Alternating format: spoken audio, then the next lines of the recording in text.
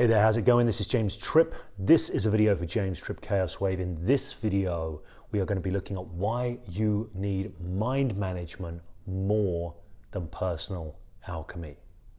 Now, in the last video, we talked about the higher self and the lower self, the human mind and the animal mind, and waking up in your values versus waking up in your drives. We were making reference there to the elemental mind and the four elements mind management model, which I've got a workshop coming up at the weekend. You'll see details at the end regarding that. We're going to be following on from this, but before we do, I just want to say something that relates to the content of the last video first, because it's an interesting thing, because I make these videos on my iPhone, okay? So I came in here into my room with the intent, the express intent from my higher mind to make a video for you here on the channel. But of course, I'm making it on my phone. So what happens, I open up my phone and I see a notification. Now that notification, that triggers curiosity. This is a function of the lower mind, the animal mind. It's not a bad thing, it's just a function of that lower mind, the animal mind. So I get that curiosity, that little pang of curiosity, so I open it up. There's a message there, right? Well, I don't want to leave that unaddressed, okay? So I answer the message. He wants to leave somebody unread, right? Remember I said the animal mind is also concerned with hierarchy and status and how we're perceived and these kinds of things. You don't want to leave somebody unread, right? That's why the manufacturers of these things leave this function on. So if people know they're read, don't want to leave them unread. So I answer the message, okay?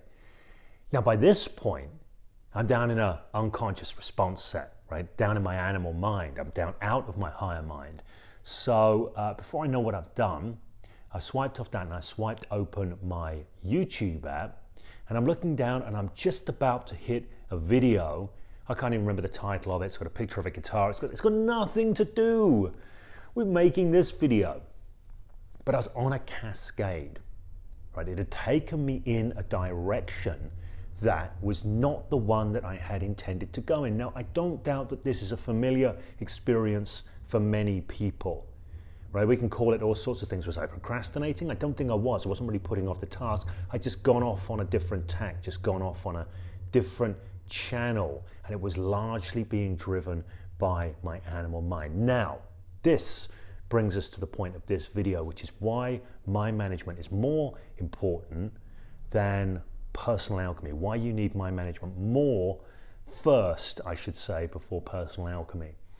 Now, I'm known as a teacher of, amongst other things, personal alchemy. Okay, now personal alchemy to me, let me say what this means to me. Personal alchemy recognizes that we are patterned as human beings, that most of what we do through what I sometimes call our trance repertoires. We have particular trances for particular contexts. Those trances fire up and we do what we do from within those trances.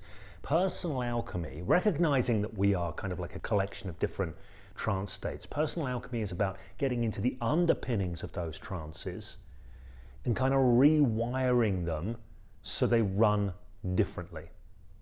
Okay, rewiring them so they run differently. So perhaps in a situation where I may have felt judged, I instead feel free, for example, in that particular context situation. That's what personal alchemy is.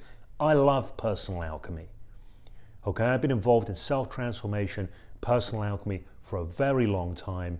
It's a topic that's very close to my heart. It's something I've done a lot of. So why would I advocate mind management first?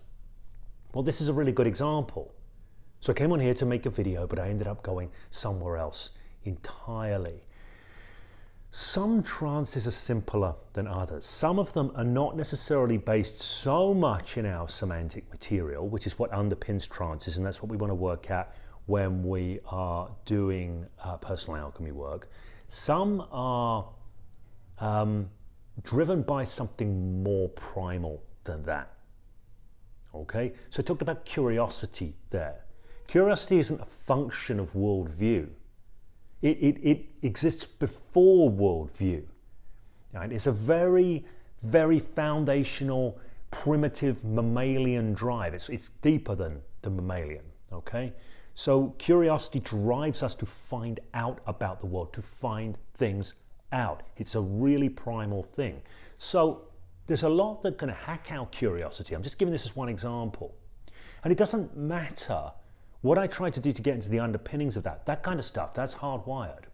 Okay? Now, what I'm curious about, that can be refined by worldview and these sorts of things. So that can be something that you can transform at the level of personal alchemy. But the curiosity itself, that I get hooked and pulled in. For example, that's one example of where personal alchemy is not really going to help me. So what's the difference? Mind management, personal alchemy. Personal alchemy is about deep self-transformation. It's about transforming the underpinnings of our trances so we show up in situations that we may once have showed up in perhaps an unresourceful way, we show up in a resourceful way. Okay, that's personal alchemy, put simply.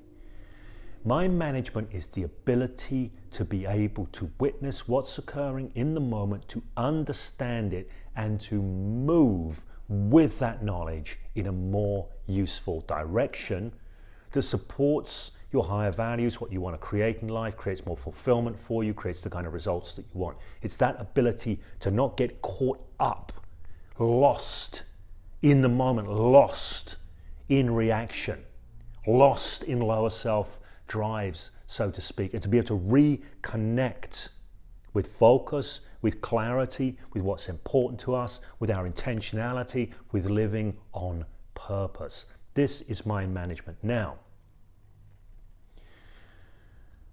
as I said, I love personal alchemy, and I've taught personal alchemy. I have my self-hypnosis personal alchemy program. May as well put the plug in there for people who are interested in that.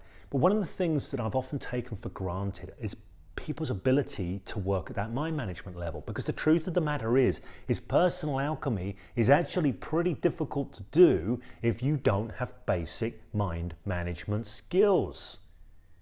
If you're unable to witness where you're at, if you're unable to exercise choice in where your focus goes. I'm not talking about willpower, I'm not talking about struggling against yourself. If you try and struggle against yourself, if your higher mind tries to struggle against your lower mind will win. If your human mind tries to battle your animal mind will win.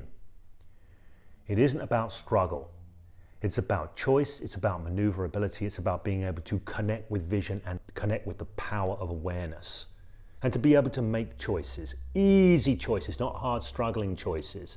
Choices that nudge things in the direction that you want to go. This is what mind management's about. The reason it's more important than personal alchemy is because you cannot do personal alchemy well without good mind management skills. Now, aside from that, it's also more primary in that good mind management skills, there's something that can serve you right now. It's not like I've got to rewire myself, so the next time in this situation, I'm going to show up differently, which is great stuff. It's about right now. How can I reconnect with my power right now in this moment?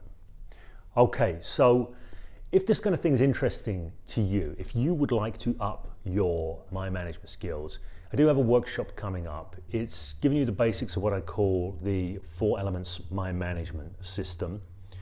It's a way of being able to better witness what's occurring within your own mind, see where it's coming from, and be able to reconnect with what's important to you to make the choices you want to make, to move in the direction you want to move in your life. This is what 4 elements mind management's about.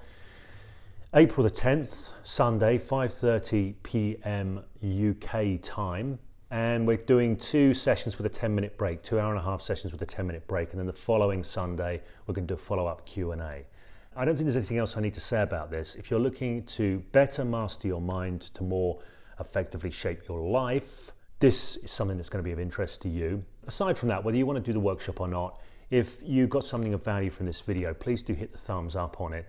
If you want to know more about using your mind to shape your life, you'll want to be subscribing and hitting the notifications bell, of course, all of that. And if you have any questions about this or any thoughts that you want to share that have been provoked as a result of watching this video, please do make use of that comment section below.